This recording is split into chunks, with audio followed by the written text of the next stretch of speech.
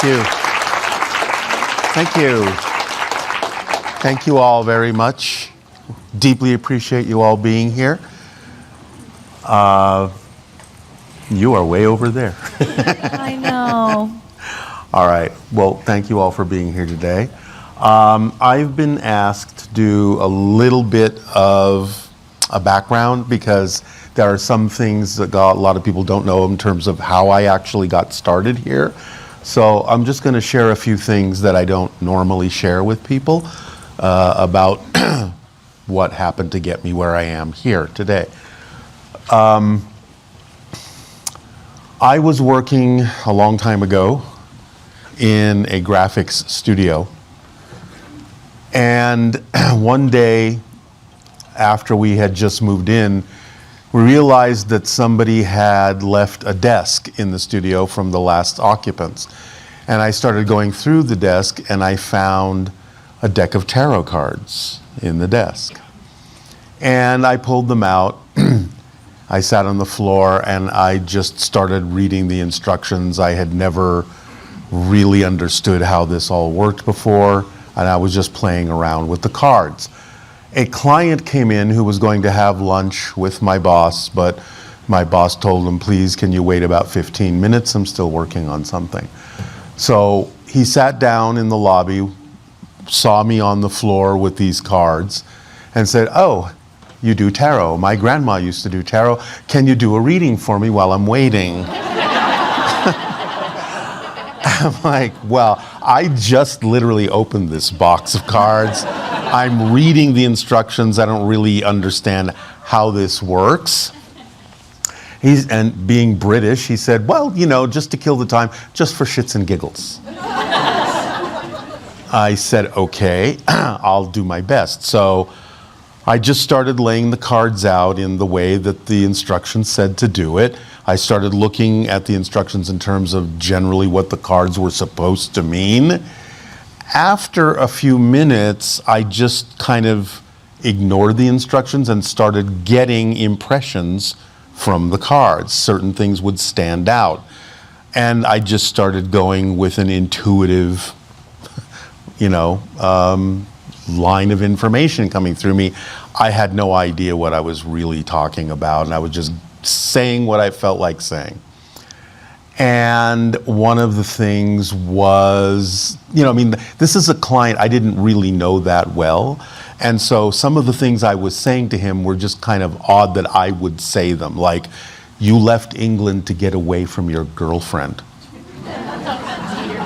And I'm still looking at the cards, I'm not looking at him. So I do the whole reading, I finish, I look up at him, he's staring down at me, white as a sheet. And he said, how did you know all of that? That's all true. And I said, I don't know, I'm just got an intuition about it.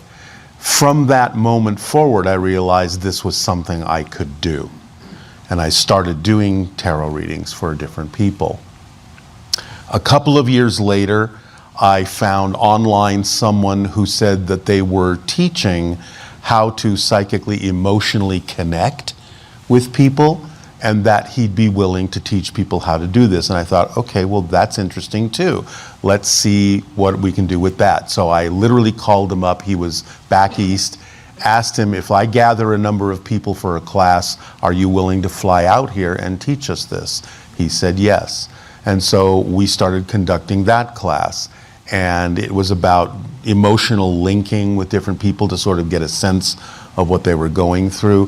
He would give us a subject that he knew about and knew what their situation was, and we would go into our altered state that he taught us to go into, and we would say what we were getting, again, intuitively. And we found, again, many of us in the class could actually emotionally link with these people and say basically what they were going through.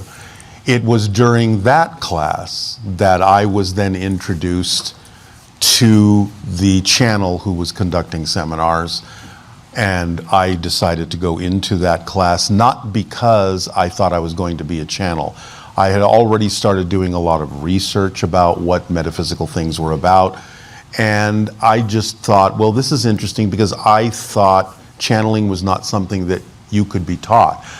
in reading things like the Seth material and Edgar Cayce and stuff like that, I just thought, well, it's just something that happens to you out of the blue, because a lot of people said they just kind of like conk out and suddenly they're talking and they wake up and somebody tells them, yeah, you've been talking for the last 2 hours, and they don't know that.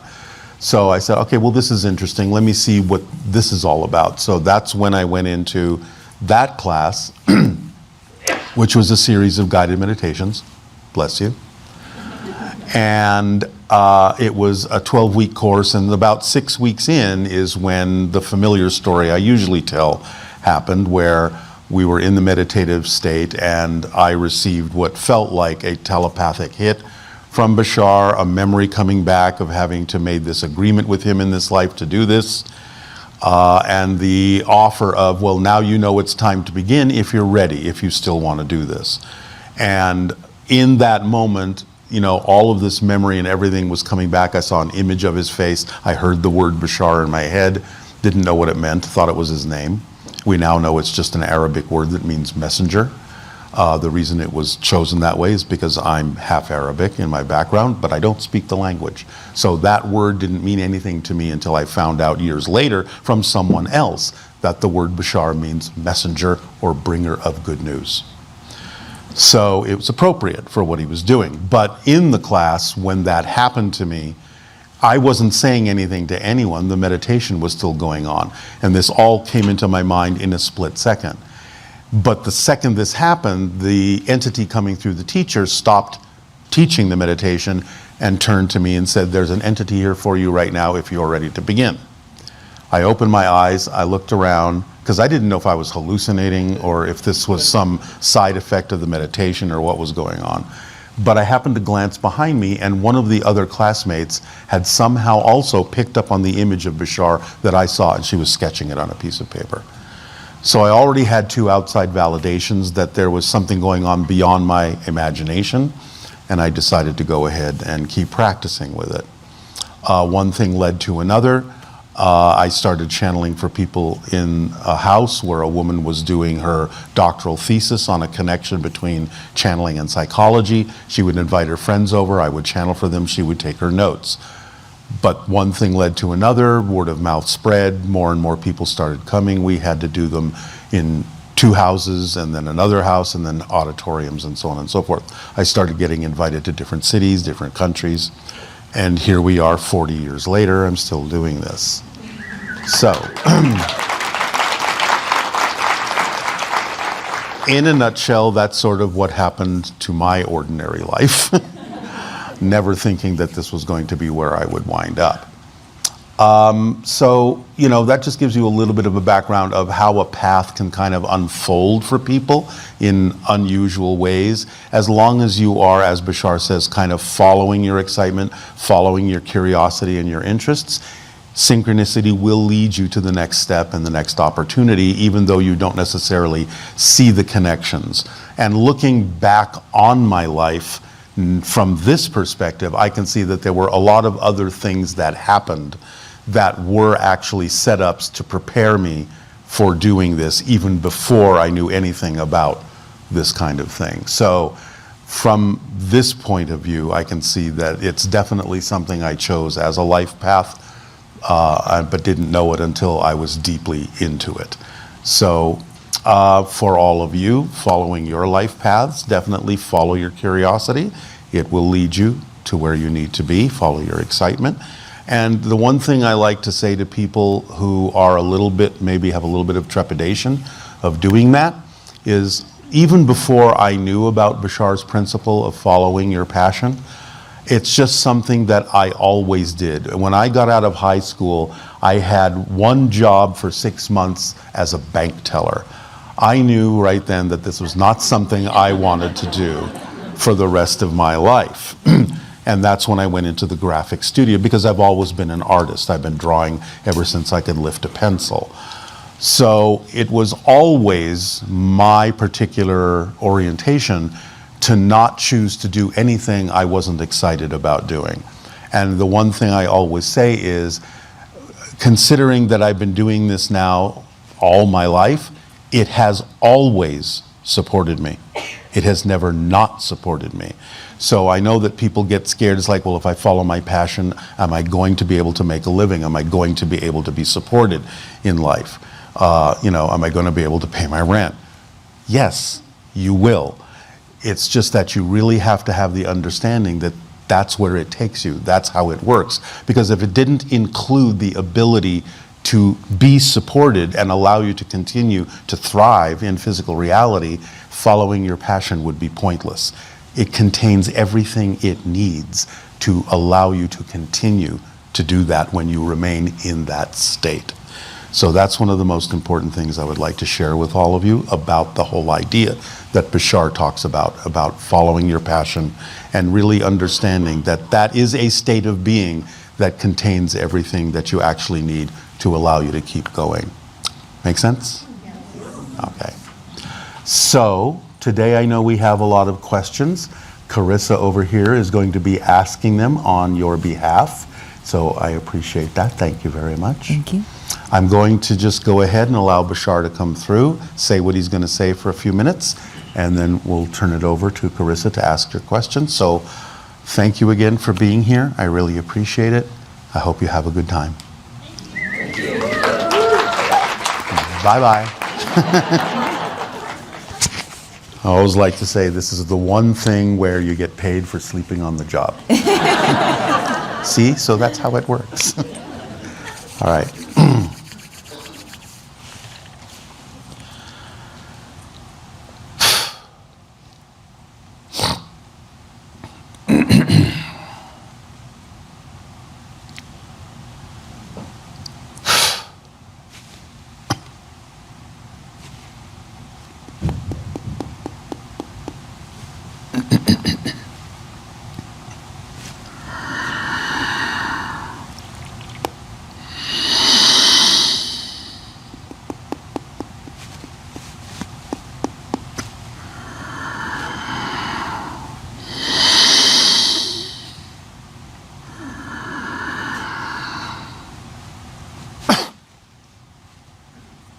All right, let's say good day to you. This day of your time. How are you all?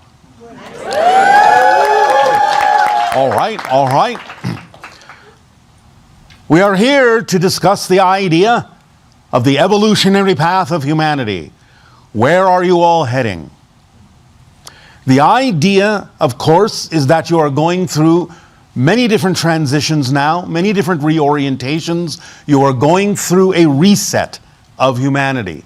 You are getting a lot of things out on the table, as you say, to examine them, to decide what it is you truly prefer and which directions you truly need to move in, to realize your full potential.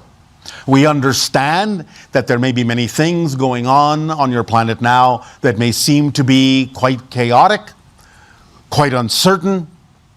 But the idea, again, is that this is going to give you an opportunity to understand the difference between what you do and don't prefer more clearly than ever before, so that you can make decisions and make changes in your society, in your culture, that will allow you to move forward in the way that the majority of you truly prefer to express yourselves.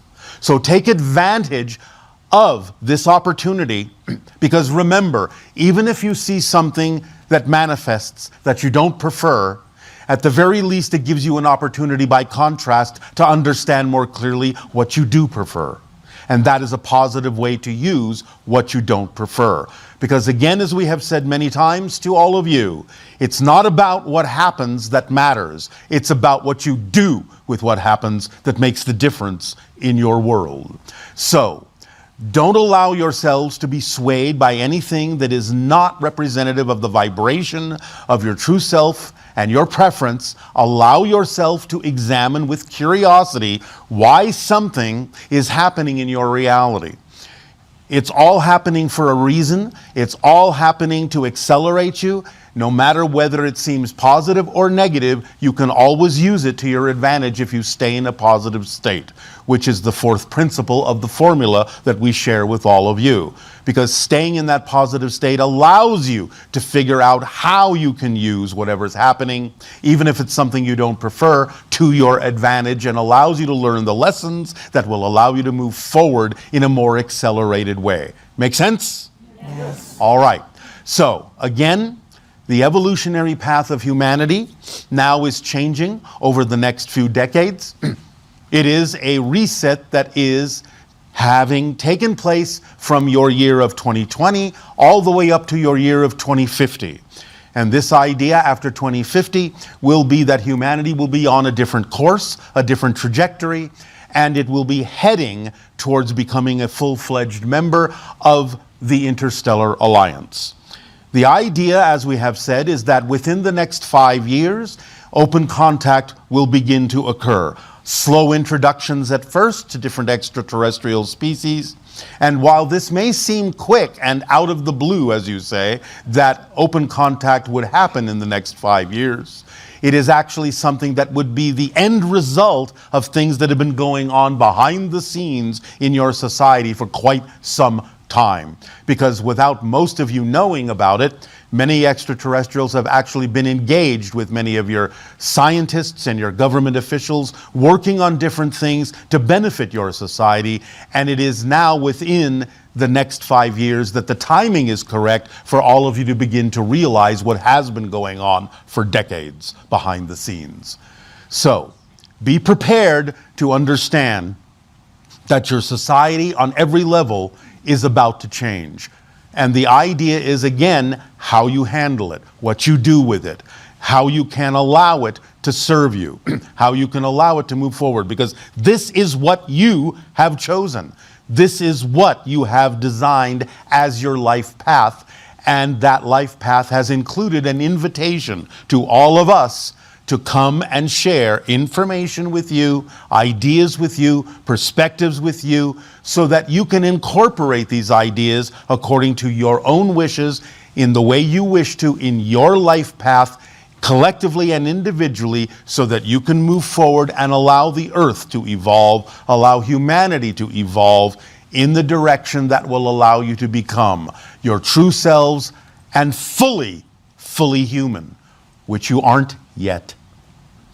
So the idea is, again, you're going to find in the next few decades, over time, a bit at a time, that you'll be introduced to new things, new ideas, new abilities, new opportunities, new extraterrestrial connections that will allow you to hone your skills, open up to your true selves, develop more abilities to commune with your own selves, with your higher minds, your souls, your spirits, even with the spirit world over time, to be more telepathically bonded with one another, to move in a direction that will serve and benefit the totality of humanity without exception eventually, allowing you to realize the full potential of your true selves and the allowance of more of your soul to come through in the physical expression that you have created to experience as your reality. There are many stories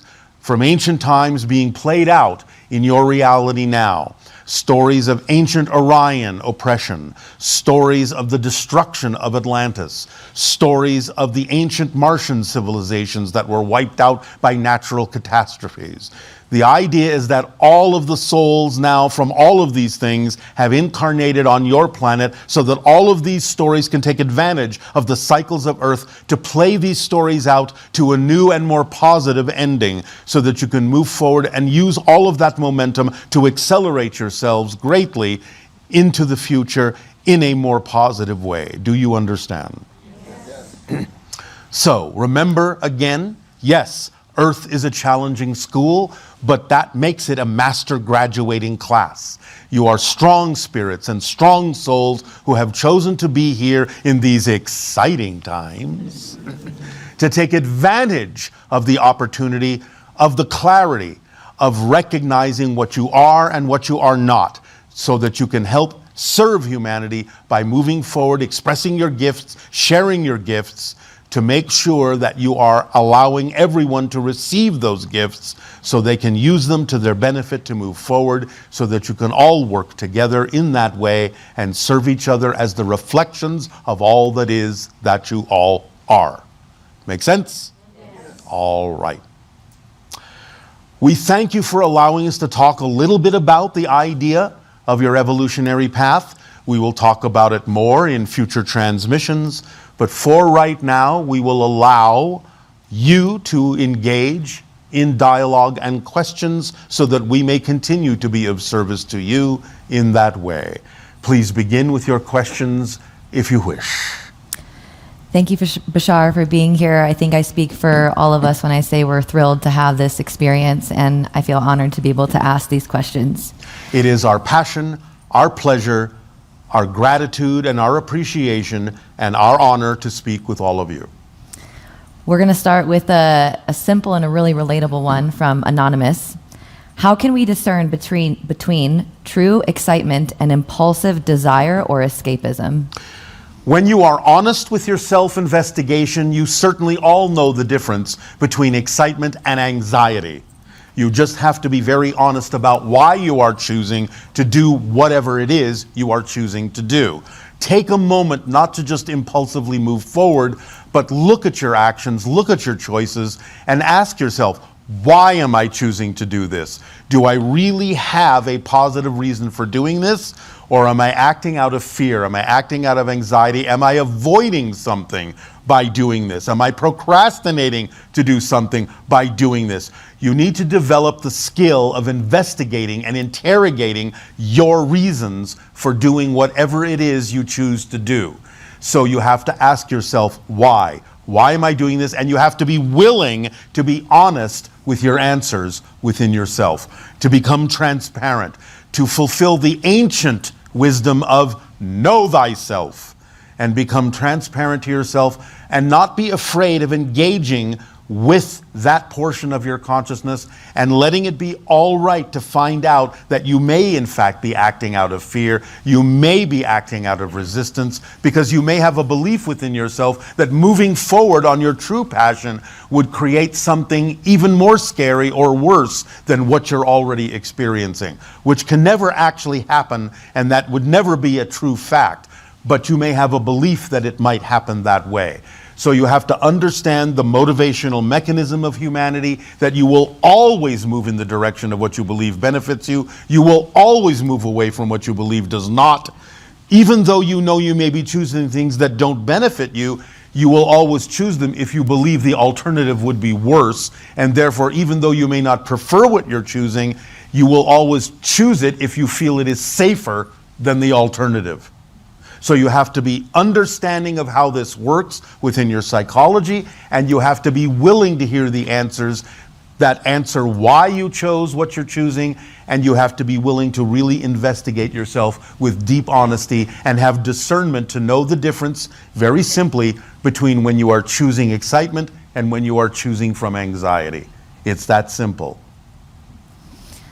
Thank you for that. So a follow-up question is, so it's possible that your highest excitement could lead you down a path of greatest learning? Yes, absolutely, by definition.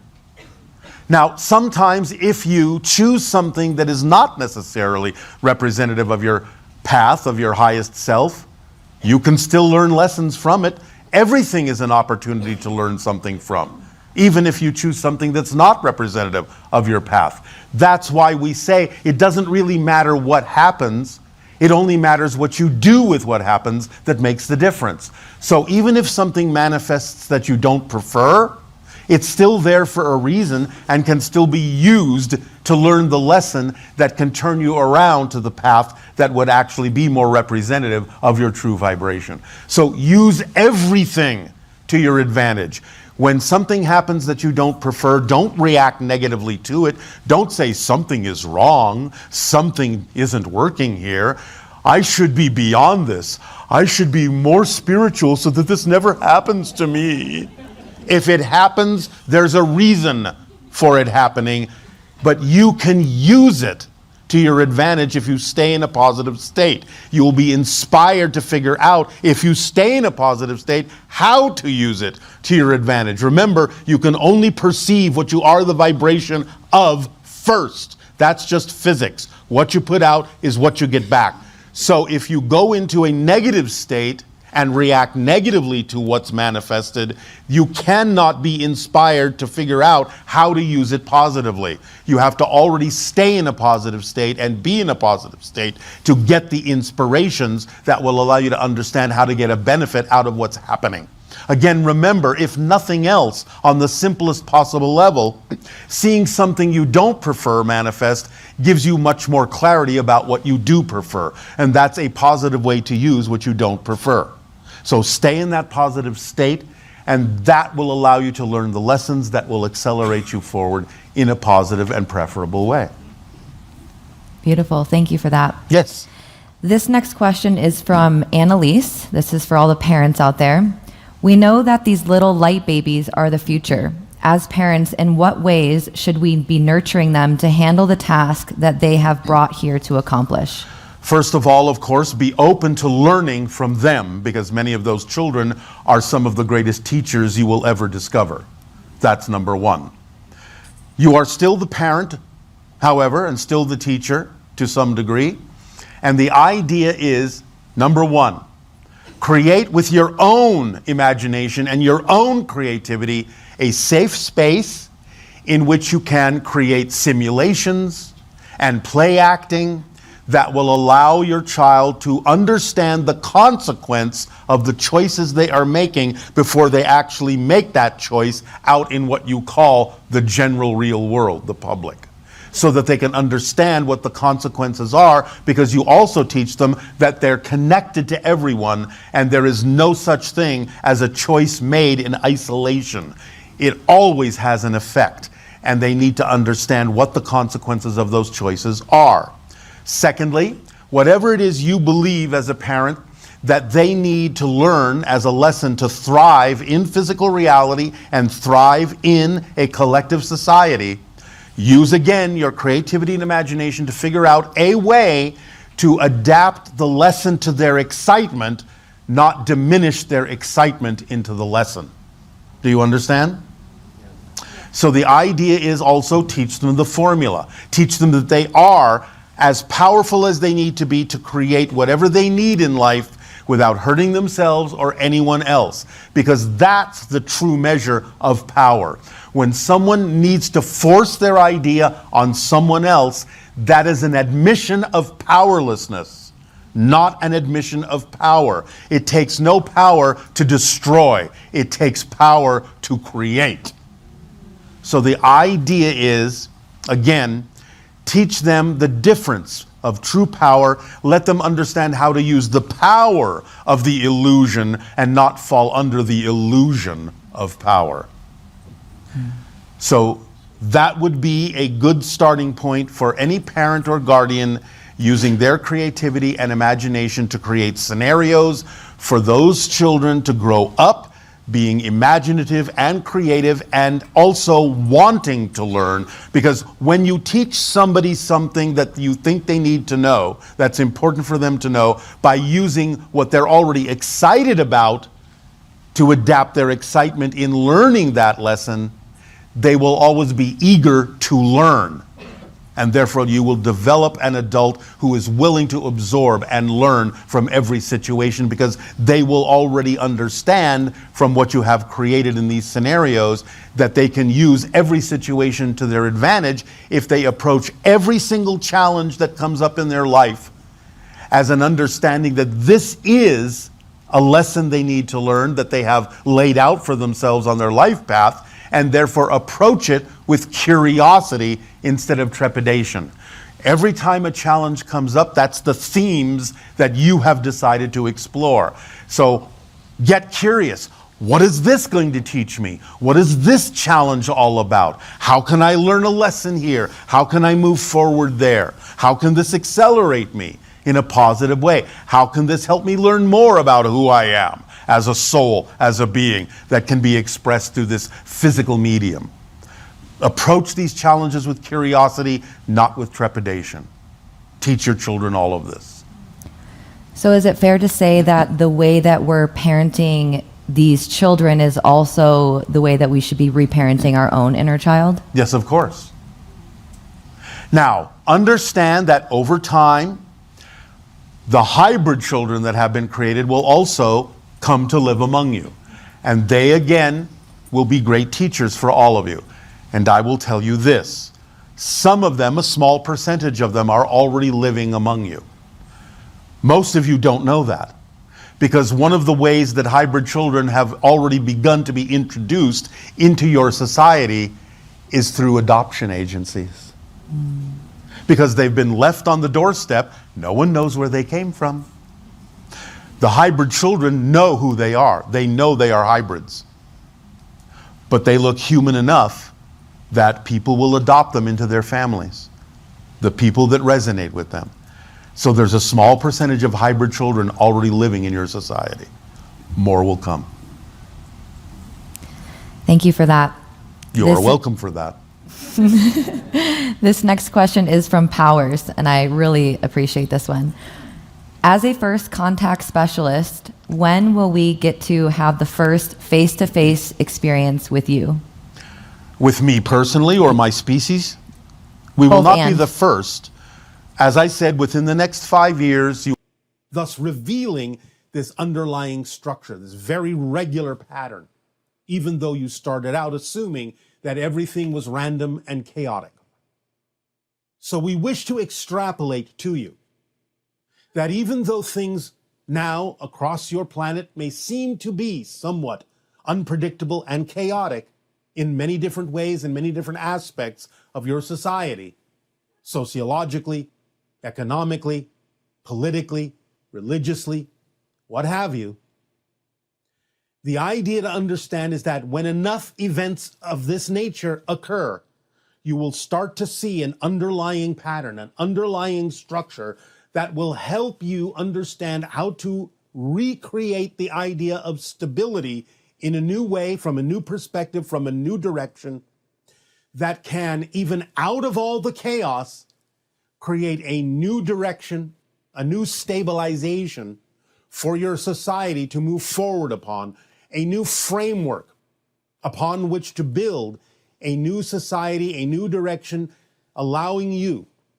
to experience the kinds of changes that are necessary for the evolution of humanity in a positive direction. So you can always transform what at first may appear to be a lot of chaos. If you stay in a positive state, if you start to really look for the patterns, you start to allow yourself to relate to every event as if there is possibly some advantage you can gain, some lesson you can learn, some knowledge you can access in what's going on, and use it in a positive way. You can start to build this framework, start to build this structure, start to see it more clearly for the direction it can point in, to allow you to move evolutionarily in the direction of a greater period of time, a greater expression of creativity, a greater experience of stability for humankind. That will lead you not only to open contact, but to your place in the galactic family to which you belong. So do not despair. Do not lose heart. The idea that you may have hopes and dreams is fine. But hopes and dreams allow you to simply stay in the state you need to be in so that you can finally perceive what it is you need to know in order to understand how an underlying structure underpins everything in your physical reality creation, no matter how chaotic on the surface things may appear. Remember that all of this is the product of life paths that have been chosen from spirit to help drive you in a direction that you prefer. But as we always remind you in the formula, you must stay in the positive state with everything that happens, or at the very least, remain in a neutral state I'm not saying accepting things you don't prefer. A neutral state is just a state of observation that gives you the opportunity to decide how what happens will affect you personally in your life. So staying in that neutral or positive state will allow you to take advantage of whatever happens. Again, remembering it's not about what happens, it's about what you do with what happens. It's about the actions that you take in the direction of your preference with regard to what is happening, the responses that you give that are positively oriented, that can stave off the offers that are being made to you that may be out of alignment, that may be negative, that may be fear-based. But staying in that positive state will allow you to transform things that you will perceive as chaotic on the surface into this underlying structure. You will begin to perceive it in time. And that underlying structure will form the framework that will move you forward, that will create connectivity and stability between those of like mind to allow you to evolve in the direction that will benefit all humanity. So, right now you are riding the rapids, but the stream downstream is calm. You just have to get there. You just have to learn to maintain your balance so that you do not tip over the boat, the canoe, the kayak that you are using to ride these rapids. Maintain the balance. Stay true to yourself. Stay positive or at least neutral. Observe how the chaos can add another dot, another event that can eventually reveal the underlying structure that reveals the direction you have all decided to go in, even though some of the impetus may seem to be negative and chaotic. It is all driving you forward if you use it that way. So we encourage you to stay in a space where ultimately the chaos can reveal the underlying patterns to you, that you can begin to see them, connect to them, to allow your heart to open up to them, and to feel the momentum of moving in a direction that will benefit all. So expect the unexpected, but use it to your advantage, because it's all about what you do with what happens. It's all about how you use the surprises, how you use the unexpected, how you use what you don't prefer to move you more clearly in the direction that you do prefer. The power is with you. Don't forget to act. Choose and act.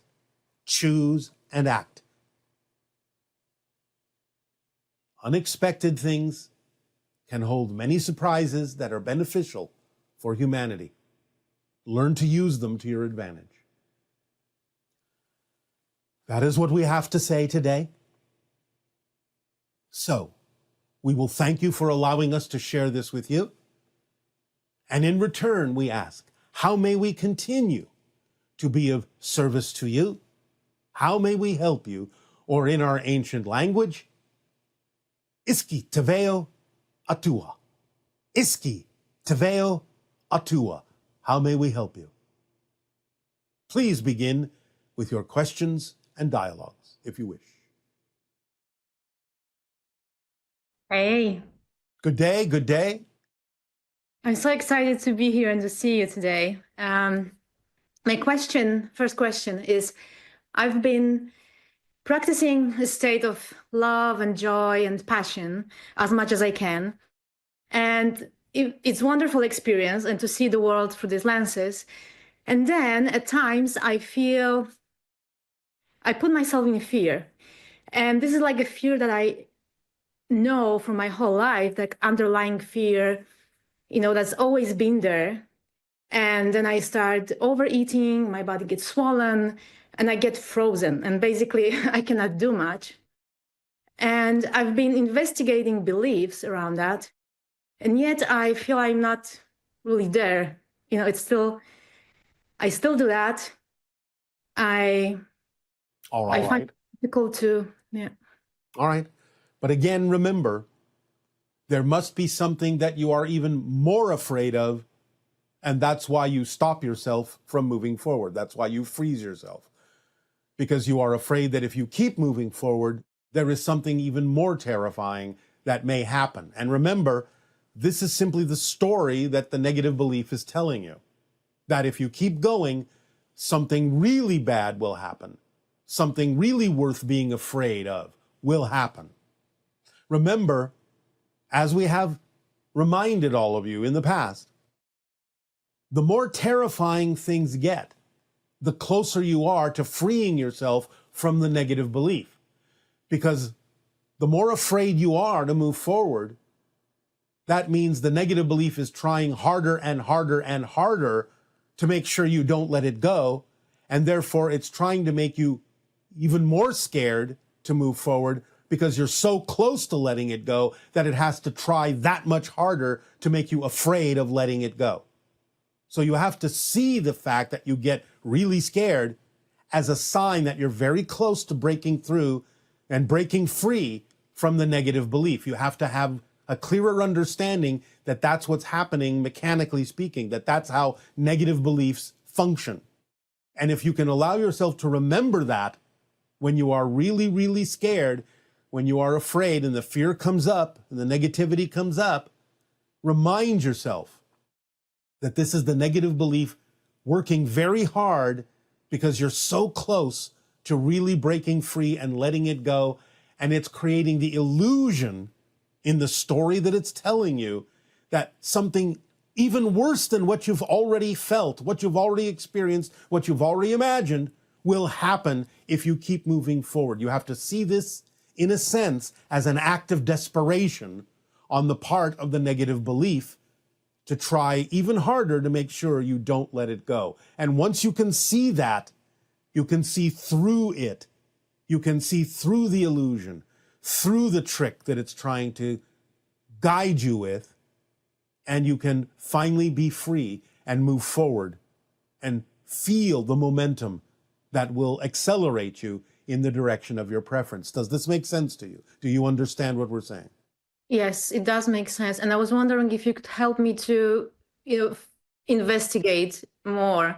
No. You're misunderstanding. There is nothing else to find. It's simply what the negative belief is telling you that you have to let go of. You have to see that it's trying to make you afraid for no reason. There is nothing else to find. It's only making you think that there is something else to find. You have to see that as part of the trick. Oh, there must be something else you're missing. There must be something else you have to figure out. There must be some other belief that's hiding. That's part of the story that it's using to make you not move forward. Okay, makes sense. You see what I'm saying? Yes, definitely. Thank you. Does that help you feel a little bit lighter?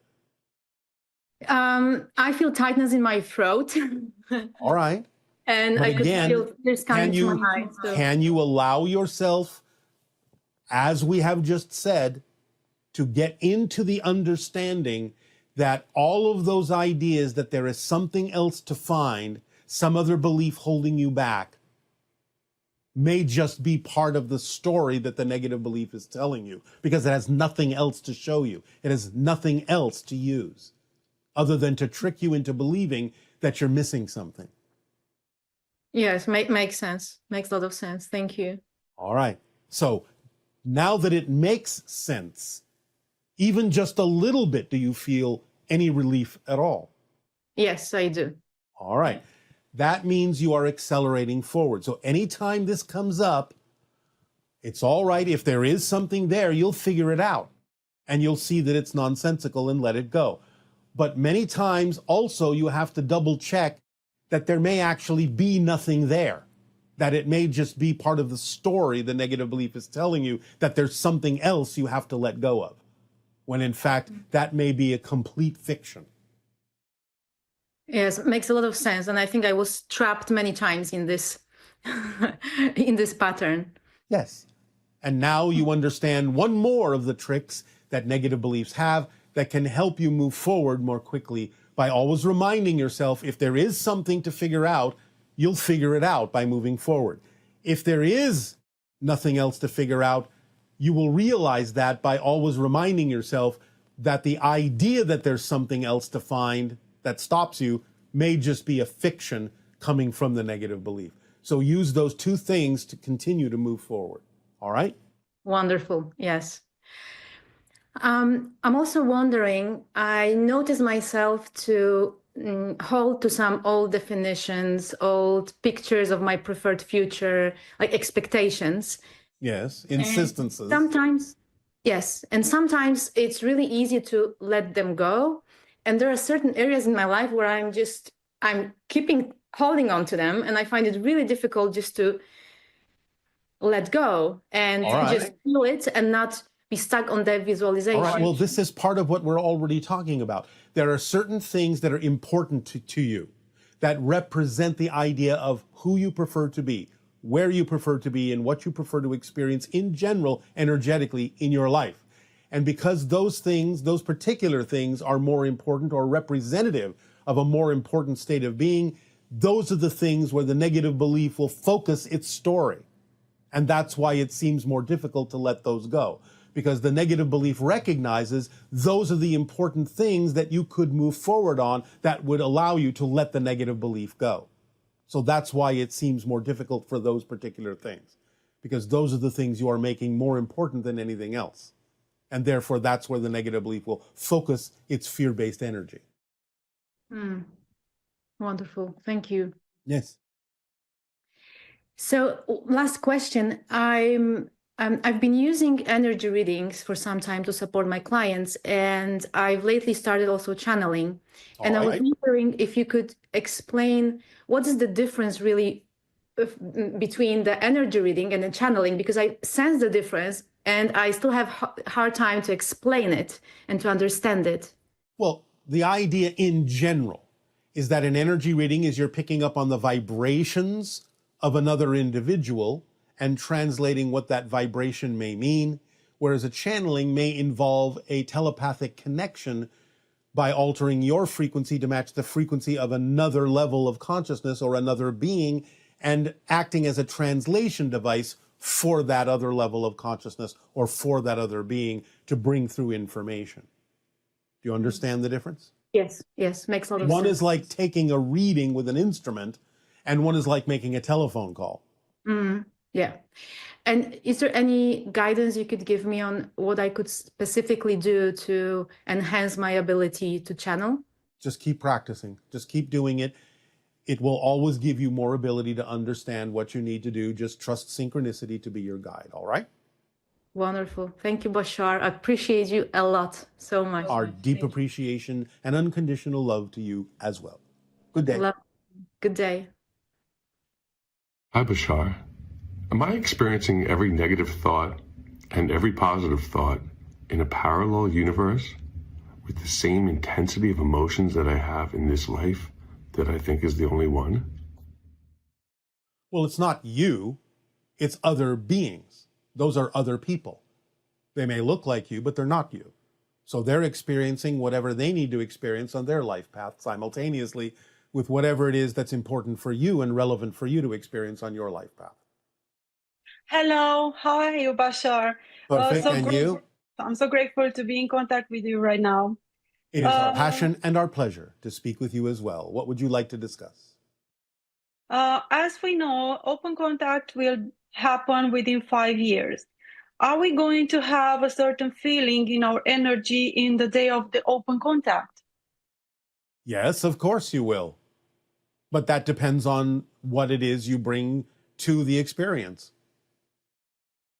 For example, for someone that really cleared their energy and they worked with themselves by that time, how would they feel? How would be the energy in that day? Because I feel like it will be kind of a particular feeling of that moment or that day. Again, it depends on the person, but in general, you may find that your heart will swell with relief and release and love. You may have tears flowing from your eyes. You may experience a great deal of ecstasy or elation or feel almost like you're floating. It can be different for different people. Some people will feel even more grounded, more connected to nature. Some people may feel that their prayers have been answered, so to speak. Some people may feel the potential of the challenges that await you in the future that will expand humanity beyond your imagination. You can feel it in a number of different ways, from exposure to the vibration of the extraterrestrials that will be first introduced to your society. Some of you may receive telepathic contacts. You may find your mind opening up and clarity as you drop all of the negative and fear-based beliefs that you've been holding on to. Some of you may find it a little more challenging to deal with those things, and some of you may not experience contact at all, depending upon the belief systems you brought to the experience. So again, it depends upon the different individuals. But for those who have cleared out most of their ideas of negative beliefs, fear-based beliefs, for those who are willing to open up, you may experience some of the things that we have already just described. That's amazing. Thank you so much. Yes. Did the bird phoenix exist, or is just a myth in our history? In Arabic language, phoenix bird translates as Anka, as my name is Anka. Could my name be related to this energy and its meanings? Well, to some degree, yes, because the Ankh, or Anka, as the channel's name is also, is the idea of eternal life, eternal rebirth. It is connected to the concept of reincarnation, that experience. It is not literally a real animal, except in the idea of the astral realm and the higher levels of existence. But the idea is that it is not something that existed physically on your planet, but is an interpretive symbol in the collective consciousness. It is an archetypal representation of the idea that you are eternal, that your life is eternal, that you will always have another chance, that there is always an opportunity for rebirth. Does it have to do also with the Cygnus star system? To some degree, not directly, but there is a peripheral connection we will not go into right now. Thank you so much. You are welcome. Where our spirit guides are situated while our body is within our soul, and we're directly connected to our higher self, that is our prime guide. We're not sure what you're asking. So we are within our soul, right? Yes. With our bodies, all right? And the spirit guides are their own souls.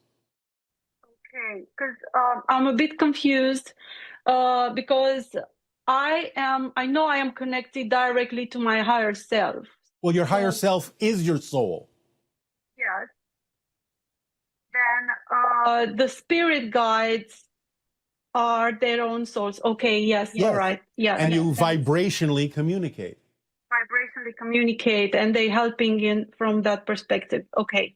Yes, your spirit guides, your soul family, angelic beings, a lot of beings. Every person has a large team of beings that are helping you. Yes, that's amazing. Does the spirit side extend above 5D? Oh, absolutely. Absolutely. What kind of consciousness resides, in the 6th, 7th, so 4 dimensions? Not easy to describe in your language. Yeah, I figure. Because I know there is a lot of, endless consciousnesses that expand above these dimensions. But probably I wouldn't understand. I could use a very, very simplistic analogy.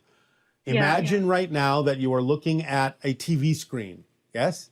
Yes. Now imagine that you have 100 TV screens in front of you, and that you're able to understand every single program on every single screen simultaneously. Can you do that? In your imagination?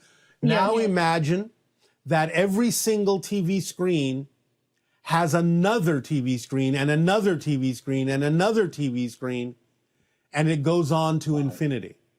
And you can understand all of those and perceive all of those simultaneously. And each of them represents a completely different reality, a different timeline, a different universe. And you understand all of that simultaneously. That would go to the source perspective, like watching Yes, every but day. even then, the source can have the idea of other sources that are also part of the source, which can then have the idea of other the sources that can go to the idea of the source, and on and on and on. It never ends. Yes, it's just amazing. It's just unimaginable. One more question I have. Does Earth have guardians with rules and regulations? Are you saying, does it have guardians? Yeah, guardians with rules and regulations. There are very few. One of the ideas you may be calling a rule was that you are left to your own devices and that there is no interference allowed in certain aspects of your evolution. Things must be left to you to decide. There are a few exceptions to that, but they're very rare. Okay, thank you so much for your interactions today, and have a great day ahead. Aveo. Aveo. Hi there. This question is also regarding an experience I had during my cryptic meditations by the river. I began to be able to perceive into the dimensions of my parallel reality counterparts. I could see what was going on, and as this was happening, I got the name Holly Cotton whispered into my ear, and then I felt Holly Cotton's consciousness move into my energy fields and then into my body. I understand that Willa Hillicrissing has mentioned Holly Cotton before, so I wanted to ask why this would happen, why I've had a visitation by Holly's consciousness, and what I can do with this, what potentials there are, and how I can act on this if I choose to. Thank you. Holly Cotton, being Willa's mentor, infuses her consciousness within all who seek to be a cryptic. It's not that there aren't other mentors as well, but this is the one you are familiar with because of the introduction of Willa Hillicrissing's energy through this channel. So you're going to gravitate more likely to the mentor for Willa, which is Holly Cotton. The idea is that you are beginning to experience the connection from the cryptic level to the nocturnal level, which is usually represented by the awareness of parallel realities.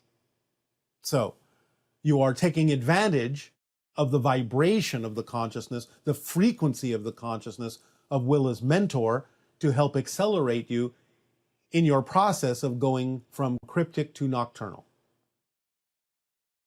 Good day. Hello. Thank you so much. It is our passion and our pleasure. What would you like to discuss? I'd love to know more about your personal art, if you're willing to share. Have in my head that you sculpt kind of with a liquid crystal, not quite, but kind of. Yes. So is there any like recent projects that would be exciting to share about? Yes. We have created recently a large latticework sphere in which is contained an atmosphere that, when entered, allows individuals to experience different aspects of reality that reflects to them what they most need to understand to move forward on their path. It is like looking, in a sense, into a crystal ball, but it is like being inside the crystal ball. That's so cool. Is that a collective idea, or how did that happen? As you asked, I sculpted it. But it is connected telepathically to my entire civilization. So it is both a personal art project and expression and a collective one, because it represents what the collective would like to create, though it is done through individuals. This is done mostly as a tool of first contact for certain civilizations who need to see things in certain ways, who are already part of what you might call the interstellar alliance, but have to relate to interacting with us in a certain way. So we create this for them. That's so cool. So can you expand on that in terms of how it relates to your ships? Because I think you said your ships also are created from the same type of crystalline matter. And it just makes me wonder, right? Like you mentioned that there would be no dashboard if we went in there because it's about your higher self and interacting Yes, with that. it's a slightly different kind of material, though the principles are similar. But it represents the idea of a solidification or physicalization of our soul, of our higher mind. And that's why there is a telepathic connection. Because in a sense, the ship is us. That's so cool. So what does like, if I were able to go in there, what would I see? Like, you don't eat, so you don't need a kitchen. You don't sleep, so you don't need a bed. So what determines like the size, the shape, the design of the inside of your ship? Many different things. Primarily, it would seem like an unbroken, seamless form, either circular, maybe triangular, maybe hexagonal, in terms of the smaller ships. You might see a power pole from floor to ceiling in the center, but again, out of the same basic crystalline material that channels certain forms of energy through the ship. You might see a wall that can suddenly become transparent to function as a window, but again, all of this is done by mind. You might see certain things like chairs, if they protrude from the floor, if they are needed, but if not needed, will recess back into the floor or the walls. So the ship is very malleable and responsive to our needs by producing the things out of the crystalline material that are needed in the moment they are needed and disappearing when they are not. So cool. Thank you so much. Yes.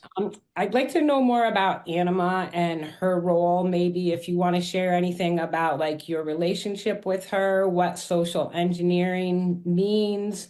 Well, social engineering is basically a way of saying learning planetary management on all different levels, sociologically, politically, economically, spiritually, so on and so forth.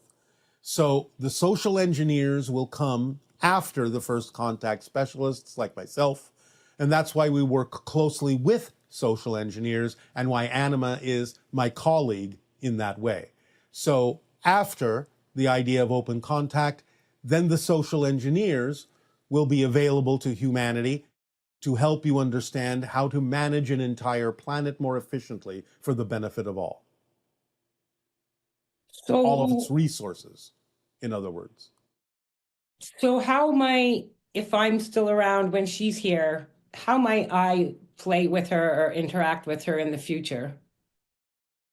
Well, again, it depends upon your particular penchant for understanding the idea of balance and understanding how there is the principle that there is enough for everyone if distributed properly.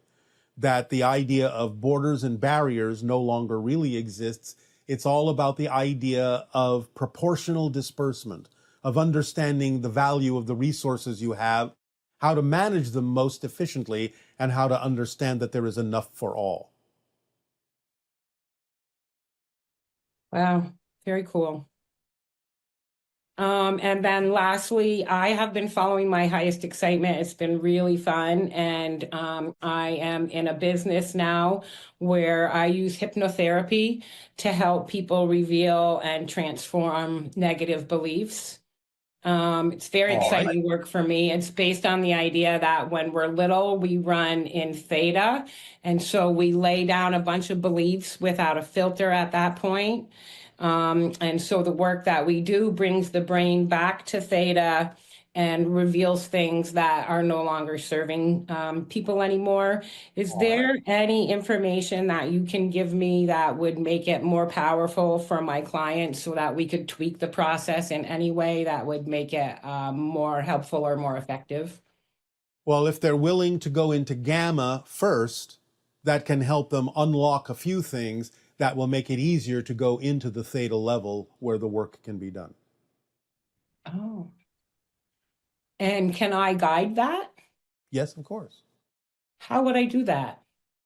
Well, there are many different opportunities on your internet for understanding the vibration of gamma, between 40 and 100 cycles per second, you can use different techniques, biofeedback or even an auditory signal that is in the gamma range, to put them in a certain state of association and information processing that is more efficient, so that they can take that with them down into the theta state in order to process the information that you are directing their attention to. The brain tells us where to go. Is Yes. that what's really happening? Yes. Okay. But it depends on the state of the brain. And that way, by putting them in gamma first, which is the channeling state, it's like they are taking a submersible vehicle down into different levels where they will have an easier time of processing the information that they find there. So that could be something as simple as listening to one of those frequency recordings before we start the process? It can be. Different things will work for different people. You'll figure it out. Okay, cool. Thank you very much. I appreciate it all, and I appreciate you very much. Our deep appreciation to you and unconditional love to you as well. Aveo. Thank you, Abeo. Hello, Bashar. I could have sworn that at one time in the transmission, you said that the reptilians feel somewhat slighted because we have that wiring in our brains that causes us to immediately go into fear when we're around reptiles or reptilians. And I seem to be the only person who remembers you saying that. And then I thought, well, maybe I dreamt it. So could you please tell me whether or not that's true? Thank you so much. Yes.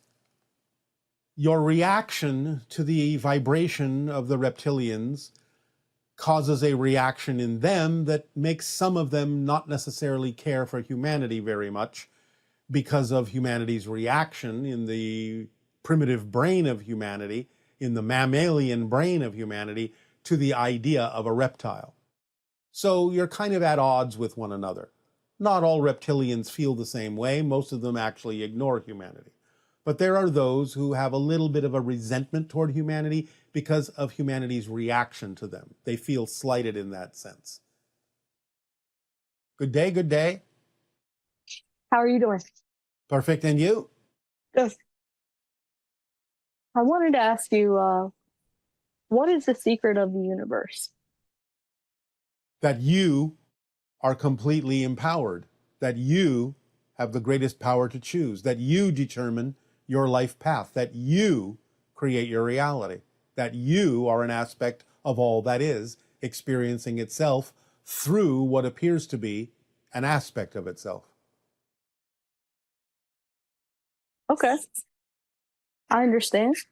How do I activate the dormant abilities in my heart?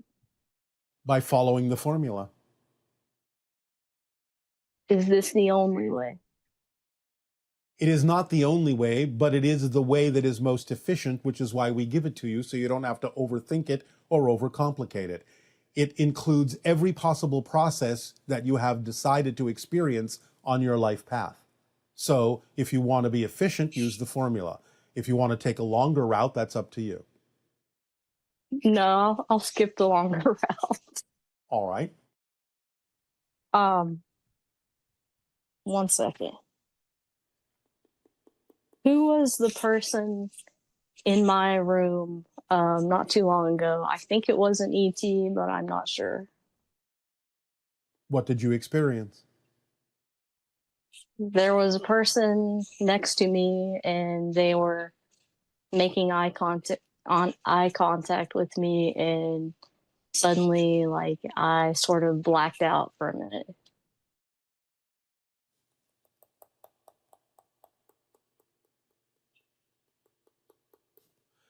It may have been an ET connection, but it also may have been a member of your soul family. Okay. I just didn't recognize that type of physique. It didn't seem human to me. Well, remember that spirits are not any longer human, and they will take different forms that are necessary to perhaps reach you in the state that you're in. And there can be distortions of your perception of what they actually are because of the difference between their vibration and yours. Oh, okay, so my mind can create this mask of what they are in my mind? Yes, because of what it is you believe that you would experience when exposed to that energy. Whatever it is that needs to be a symbol that helps you realize that something is attempting to connect to you, to contact you, to get a message through, to say, I am here, and allow you to interpret it in whatever way makes sense to your physical mind. Okay. What are the ships that are near my house that consistently seem to fly there? Well, there are different ones at different times. There's a lot of traffic around your planet, but the vast majority of them are probably Pleiadian. Are they trying to get my attention, or are they just doing what they're doing? Well, it's not so much that they're trying to get your attention. They are observing whether or not you are able to pay attention to the fact that they're there. Okay. How would I know, per se, if I was in my room, if they were telepathically contacting me? It would be obvious. You wouldn't even have to ask the question. Okay. Is it obvious that I am speaking to you now? Yeah, it's pretty clear. It would be that obvious. Okay, I understand. How do I get specific entities to stop touching me? Why do you believe that entities are touching you? I feel something touching me. Can they not be members of your soul family reaching out to you to let you know they are there? I don't think so. Why don't you think so? It doesn't feel very positive to me. What is it that you are afraid of in life?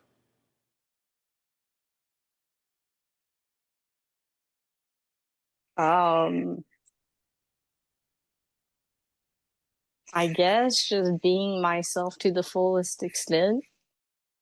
And why is that something you are afraid of?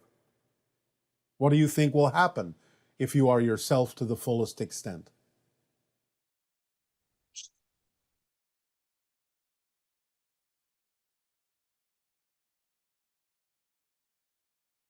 I guess in the past, where I tried, especially when I was a child, there was a lot of negativity. All right. But that's what's touching you, is your own negativity. It's attempting from your soul family to point out that you still have these fears and haven't yet let them go. Nothing bad will happen if you are your true self. That's just the negative and fear-based belief telling you a story to prevent you from letting it go and moving forward.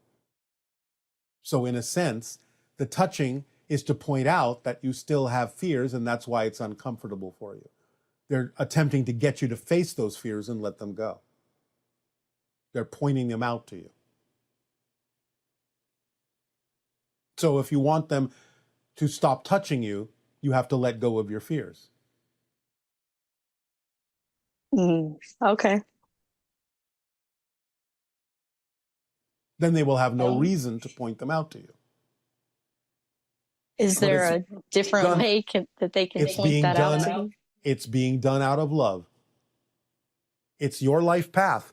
You ask them to remind you that you have these fears and this is your challenge, and that you ask them to help you get in touch with them so that you could find out what these belief systems are that don't work for you and let them go. So they're just doing what you ask them to do.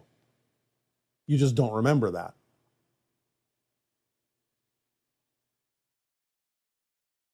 Okay. I'm going to have to process that, but that's all I had to ask you. All right. Then, sweet dreams to you. Thank you. And thanks so much. You are welcome. Hello again, Bashar. Gunnar calling from Norway again. I have a question for you. First of all, thank you for all the fantastic information that you gives us. I have a question. I have a daughter which is 16 years old, and she is a very independent young lady.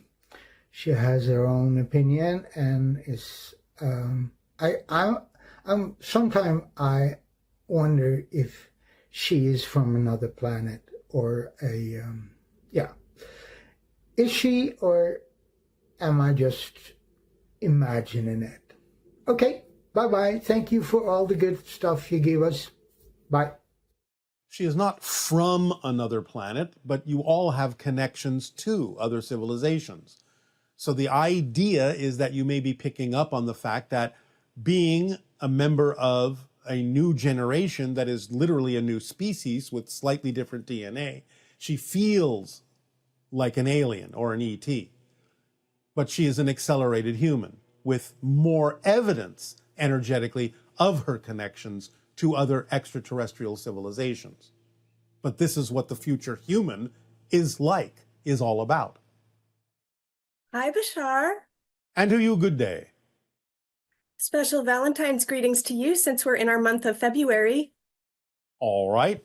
Happy Valentine's to you as well. I'd like to discuss an experience that I had recently. Yes.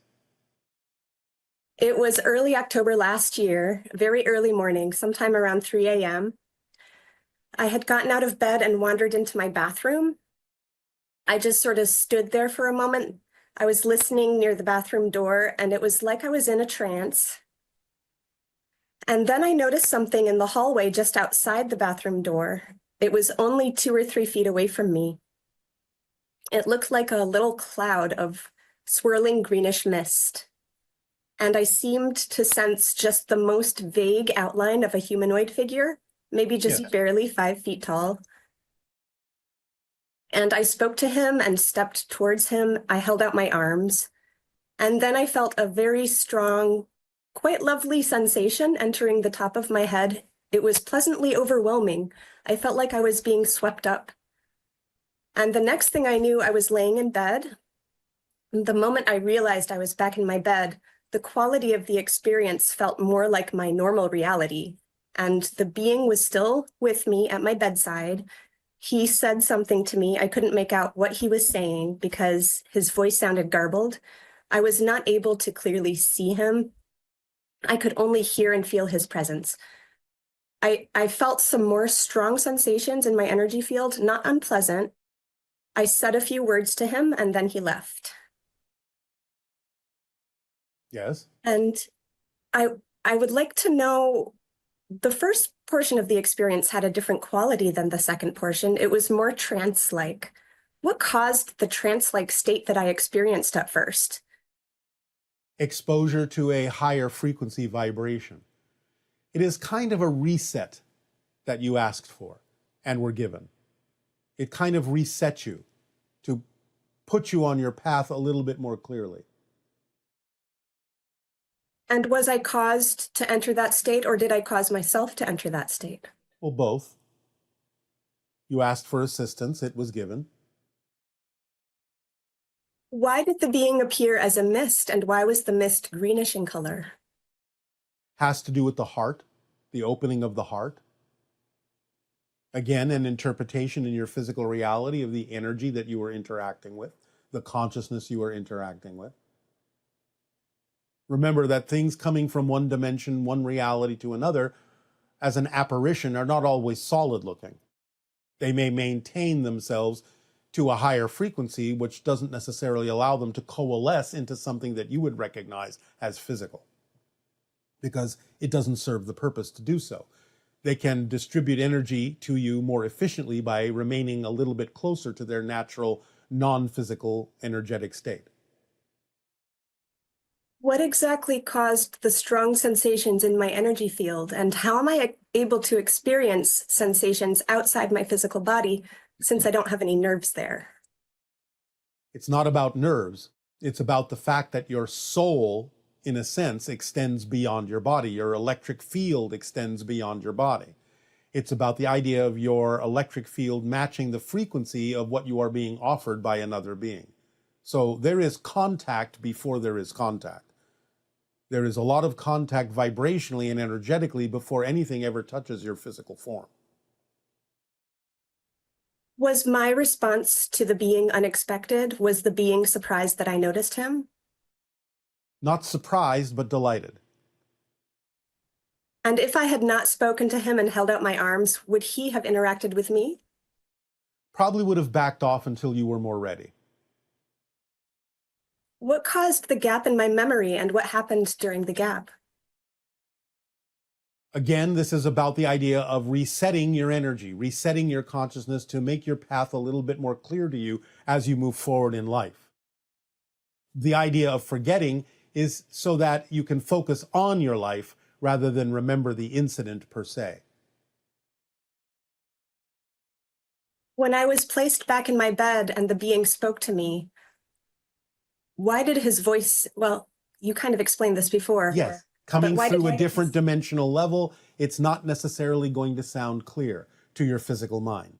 It's going to appear garbled because it's coming from another level. Imagine if someone was speaking to you from underwater. It wouldn't sound clear because there's a density difference between your reality in the air and the reality in the water. So, similar idea. Can you tell me what he said to me?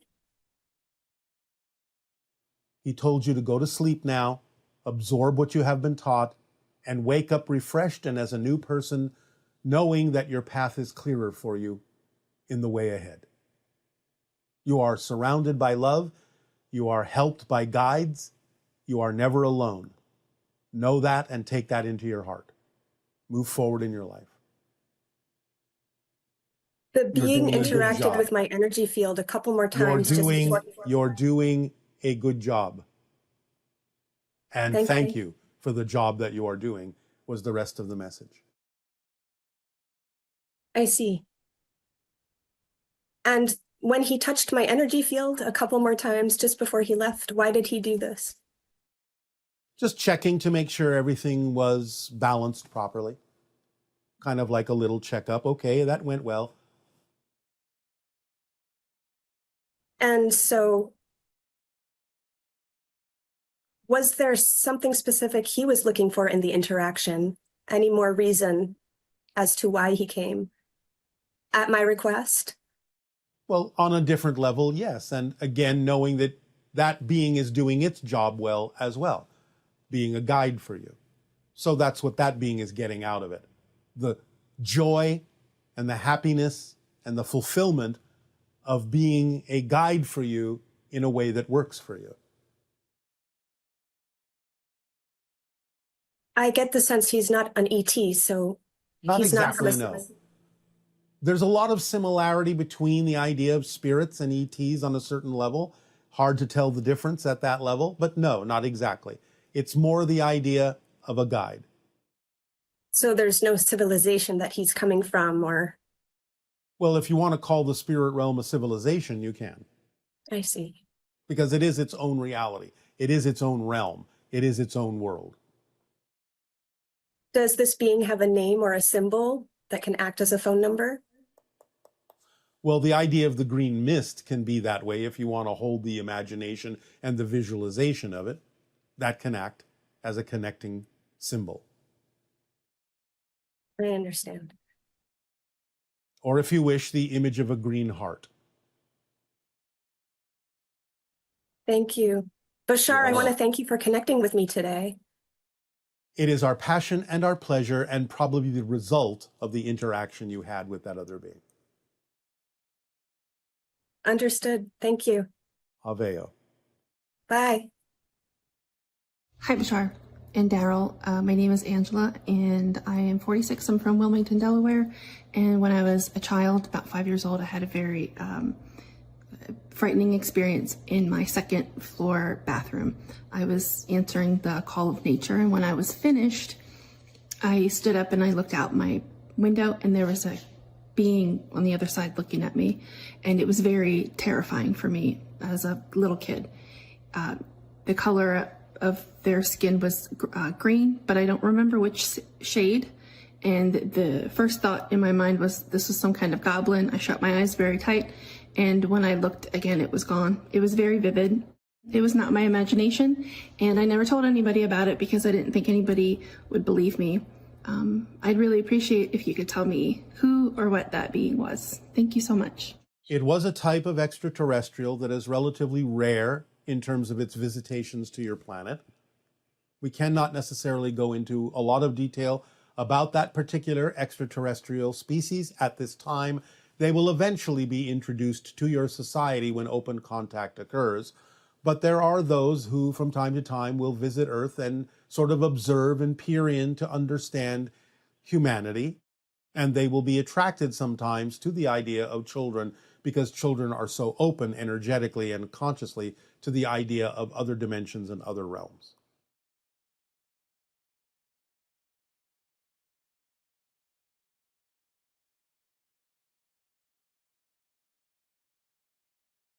Hello, Tadeo. Nania!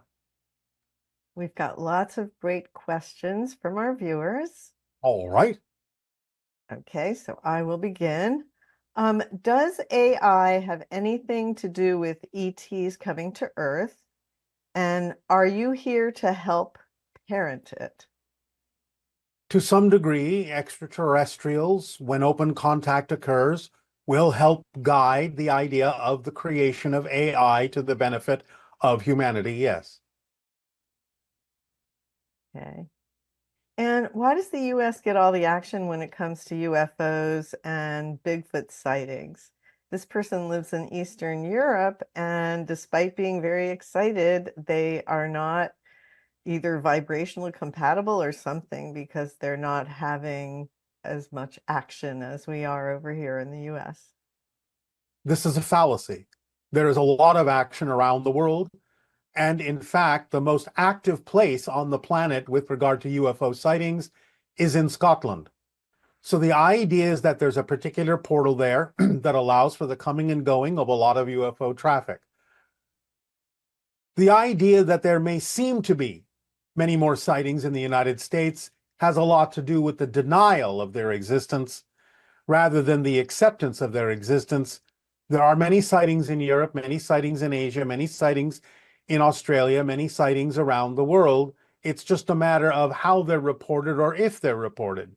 So it is a fallacy that the United States has more sightings than anywhere else.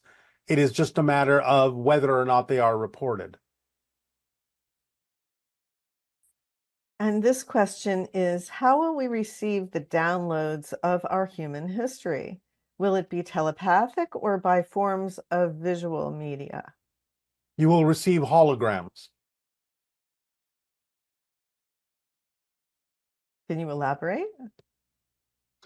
You will receive devices in which holographic projections will illustrate the idea of your history, will project the idea of images holographically from your history. Sounds pretty exciting.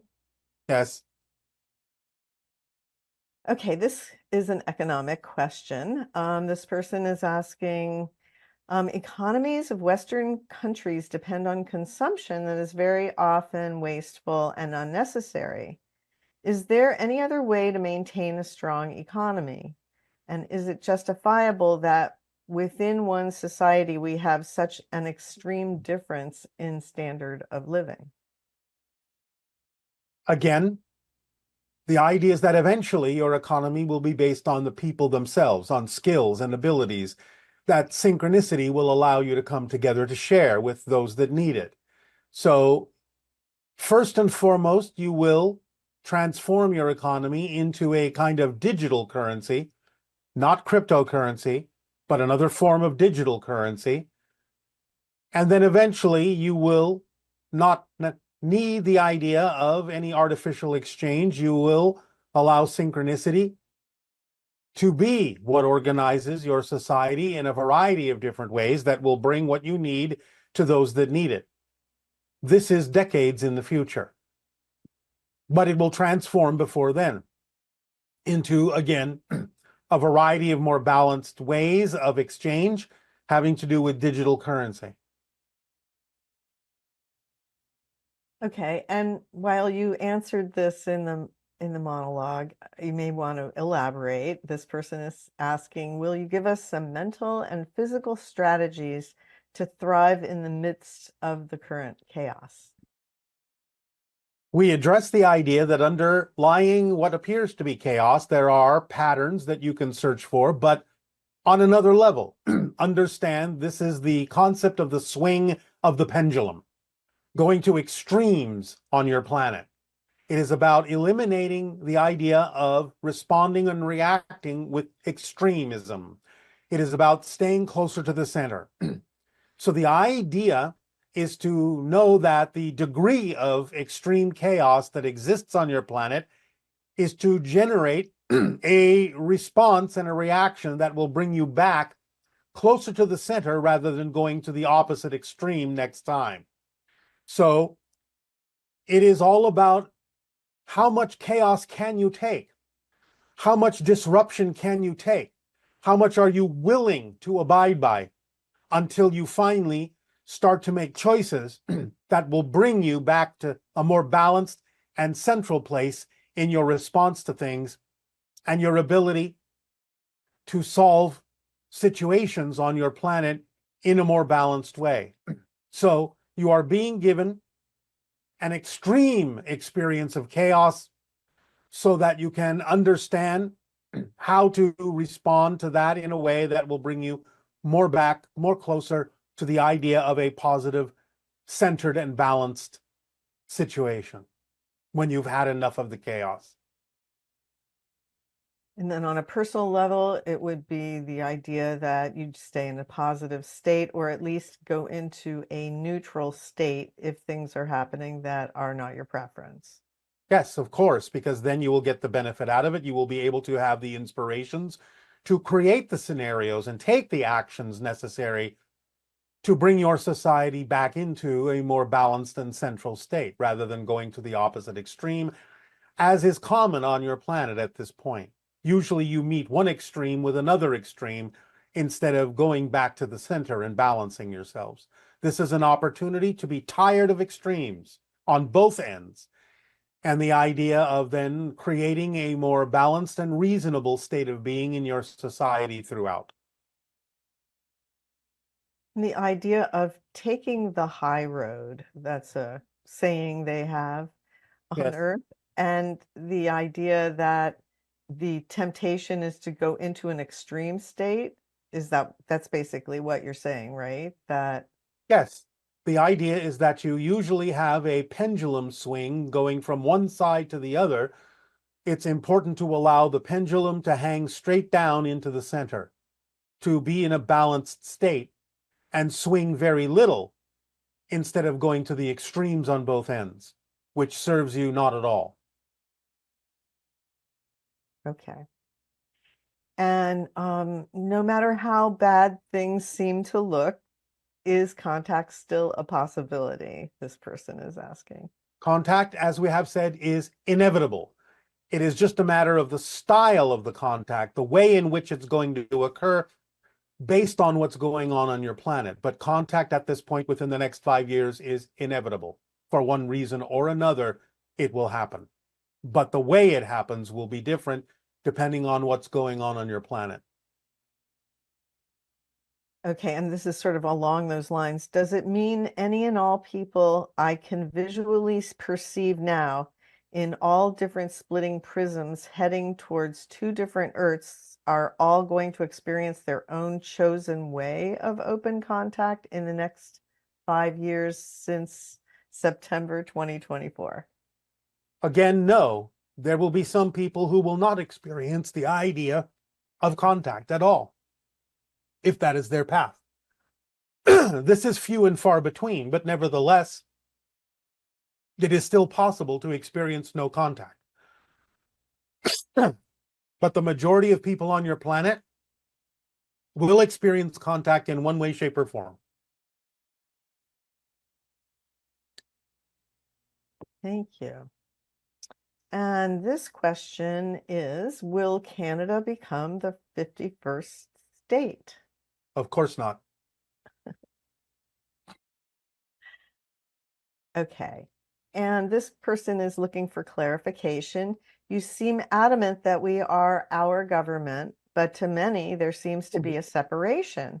Can you clarify what you mean by this and help dissolve the illusion that we're disconnected?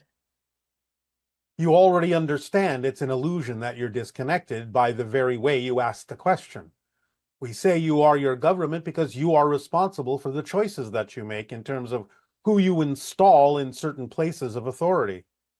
So you have to make decisions that are more in alignment and have to choose people that are more in alignment with what your general populace actually prefers. You are your government very actively because you are positioning people to represent you, even though you are also choosing many people who don't necessarily represent you, but you're still the ones choosing those people. So you have to decide how to choose people who are willing to represent what the population of your planet actually prefers. Okay. And what cultural mechanisms, education, finance, technology, and more, are needed for everyone to live by the formula? How would this impact the isms in our culture and religion? Again, you will find that people will move toward more of the idea of direct spirituality rather than the religious isms, as you say. The idea of following the formula will impact everything in your society because you will find that there will be paths of least resistance and easier ways, more synchronous ways of doing things. You will be inspired to create new opportunities, new circumstances, new pathways, new situations by which things can be accomplished rather than assuming that they have to be accomplished in a lot of the old-fashioned same ways that you used to. So following the formula will open up the possibilities and probabilities of how you can manage things and get things done, probably in new ways than you have ever thought of before. And could you elaborate on one of the 5 laws? What you put out is what you get back, especially considering that it's often interpreted in our societies in a penal sense, as if you deserve the harm that you get because of something that you did wrong. Could you shed some light on this? The idea of what you get back being reflective of what you put out is simply another way of understanding that there is no outside, that everything you do has consequences for yourself because there is no outside. So the idea is that every action that you take in some way, shape, or form will create a scenario, a circumstance, a situation, an energy, a state of being that in some way, shape, or form will eventually create a situation in your life, whether you be still alive or afterwards, that will force you to face the consequences of the choices that you made, even if that takes you all the way into life review when you leave the physical reality. There is no way to avoid any action that you take or any consequence of any action that you take because there is no outside, and especially in spirit, there is no longer any sense of separation between you and others. Therefore, everything you do, in a sense, is felt by you, experienced by you, even if initially it seemed as if it was experienced by others. So you will experience it one way, shape, or form because, again, everything you do is happening in your own universe, is contained within your own universe. There is no outside to lose anything in. So the idea would be everyone goes through life review, right? Yes. So everyone experiences the consequences and the effects of all of the things that they've done as a physical being in a particular lifetime. Yes, it is not a punishment, it is an observation, it is a lesson, but it is unavoidable. Because just because there may seem to be a temporal delay in physical reality doesn't mean you have avoided the consequence, doesn't mean you have avoided the experience. Everything you do becomes part of the fabric of existence in terms of information. And especially after you leave physical reality, after you expand back into spirit, There is no longer any temporal barrier to prevent you from experiencing the direct consequence of every action you have ever taken, even in physical reality. So you will be facing those consequences so that you can learn the lessons and decide for yourself what you would like to choose after that. This is inevitable and automatic for everyone. It's simply the way existence works, because there is no outside. So you cannot avoid anything, not ultimately. You may delay it temporarily in physical reality, but that's it. So I think one time you spoke about the idea of like a soul being put on ice in a sense, or if the behavior during the physical incarnation has been especially heinous, that there is a way that you're taken through light free view that is meaningful and the person can cope with what they're being shown or experiencing? Yes, it can be handled very gently. It can even be somewhat, quote unquote, delayed temporarily, while a soul may need to rest or heal from intense trauma in physical life. But inevitably, the soul will be repaired to the point where it will then face its life review. But this will be done by the assistance of spirit guides, angelic teams, soul family. You will always have help.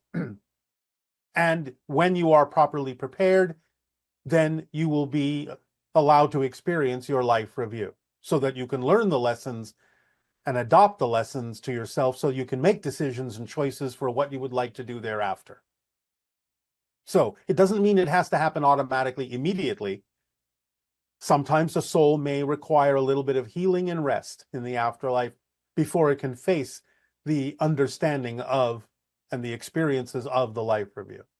So it's always done in a way that will be to the most benefit of the soul. Yes, that's good. This person's saying, we are God, consciousness, all that is. Ultimately, we are one. I understand this, yet I'm still a bit confused. If we are one, how do we also have individual souls, each with unique dreams, purposes, and missions? Our minds are also distinct. Can you elaborate on how we are both one and the individual? This is obvious. In the same way that on Earth you may have people working together as a team and therefore have a team consciousness, a team goal, a team focus, and yet the team is made up of individuals who have their own life paths, their own desires, their own preferences, yet you have agreed to work together in a kind of a common direction. So this is not really mysterious. And again, it's not this or that, it's this and that. You are all one, but the way the one can express itself as individual souls. And individual souls, each having their own life path, enhance the ability of the one to perceive and experience itself from all these different perspectives. So just because you are individual souls doesn't mean that you're not also one. And just because you're all one doesn't mean you can't experience yourself as the one, as individual perspectives and individual souls. That's all a soul is a different perspective the one has of itself. So there are an infinite number of perspectives that the one can have, that all that is can have of itself, and each and every one of those perspectives is a conscious being, a conscious soul. That's simply the way it works because everything is consciousness. So a perspective of all that is actually equates to an autonomous individual soul. That's what you are, a perspective that all that is has of itself. And yet it doesn't take away from your autonomy because every perspective that all that is has equates to an autonomous conscious being. Because everything has consciousness, right? Yes, yes. Everything is consciousness. Yes, right. Okay, since physical reality is a reflection of our vibration, what is something most humans misunderstand about how this mirroring effect actually works? And if we are unaware of the specific beliefs creating an undesired reflection, what is the most effective way to uncover and shift them? Well, if you have what you are perceiving as an undesired reflection, of course, depending on whether you're negatively judging the reflection or whether it's something truly out of alignment with who you are, of course, is the first question you ask yourself.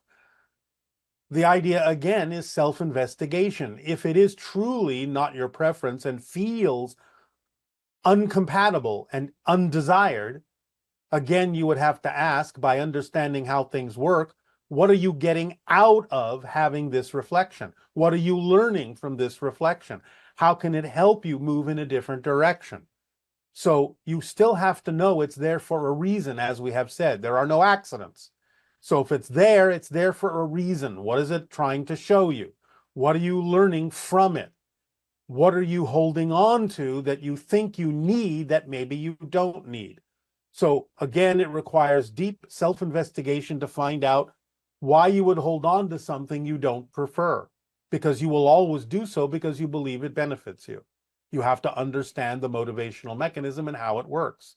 But that will be the beginning of the dialogue, the internal dialogue, that will help you understand why you're getting the reflection that you're getting, or perhaps why you're judging the reflection negatively that you're getting instead of using it to your advantage, since there is always a reason why everything is there.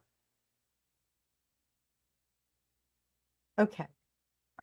And if physical reality is an illusion reflecting our beliefs, what belief structures create life-threatening allergic reactions, and how can one deprogram that matrix without dying in the process?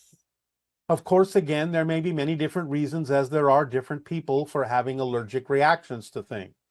One of the most general reflections is self-rejection, and therefore that being represented by the idea of the nature that surrounds you or you find yourself in. So it has to be something that perhaps for most people needs an investigation into what parts of yourself are you rejecting. Have you learned to reject? Have you learned to judge negatively so that you don't, quote unquote, belong, so that you don't fit in, and therefore are rejected allergically by nature? Now, it can be something different as well. But again, for most people, it has to do with issues of self-rejection. Okay, thank you.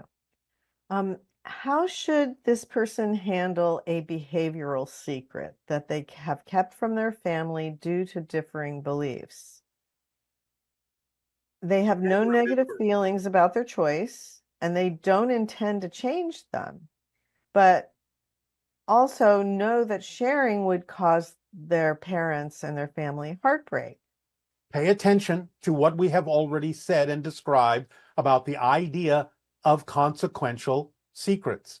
The idea is not necessarily to reveal something, but to simply stop the behavior if it is something that, if revealed, would have detrimental effects on others, not because of their belief system according to your belief system, but because you know it would actually break a trust or confidence or have detrimental effects from something that you have established. So what we are saying is it's not about the revealing of certain secrets that are simply representative of your personal preference that are correct for you. You don't have to reveal anything that is your personal preference that's correct for how you wish to be as a person, if you know that it might be something that will upset others. Because then the idea is that this is simply in the domain of others to not necessarily choose to be upset by the choices you're making to be your true self, if that's what's happening. So we're not talking about the revealing of personal preferences that someone else might find upsetting. We're simply talking about the idea that if you're holding on to a secret that represents a behavior that you know, if revealed, would be the idea of dismantling the trust that exists between you because of what you have established with them, having to do with the circumstance and situation that you may be going against. It's about just stopping the behavior so that you don't have the secret anymore. So that if someone asks you, is this happening? Are you doing this? You can honestly say no. And this person is saying that if everything is synchronistic and they attract the perfect lessons that they need to learn, does it make sense to, for example, wear a helmet on a motorcycle or have insurance?